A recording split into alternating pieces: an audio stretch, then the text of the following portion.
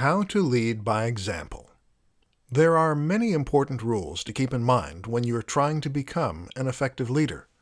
One of the most important is that you should always lead by example.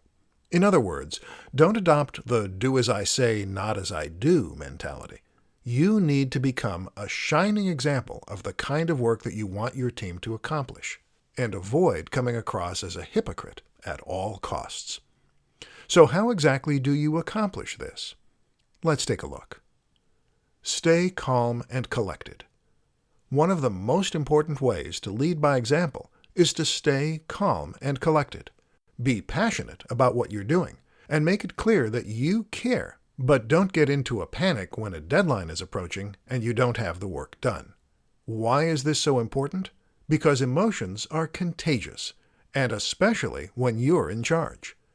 You will act as a barometer for your team, and their stress levels will almost always be heavily influenced by yours.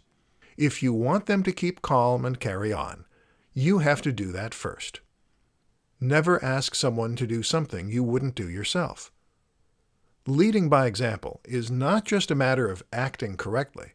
It's also a case of demonstrating that you are willing and able to do all the things that you are asking your team to do. The most obvious example of this would be working late in an office, or avoiding taking a vacation on a certain day. If you have one rule for your team and another for yourself, then you won't look like a team player, and it will come across that you're only out for yourself. Guess what? When you're out for yourself, your team will follow suit and act the exact same way. Don't blame a higher-up. Sometimes, being a leader means passing the buck. You get told by the CEO that you need to meet a certain target, even if that means working late, and then it's your job to pass that charming news on to your team.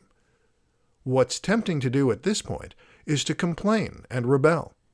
You want your team to like you, and so you want them to know that this order did not come from you. The obvious answer? Complain about a higher-up, and let the team know you're on their side. Except all you're doing here is setting a precedent for rebellion and putting everyone in a bad mood. Be professional and worry less about being liked.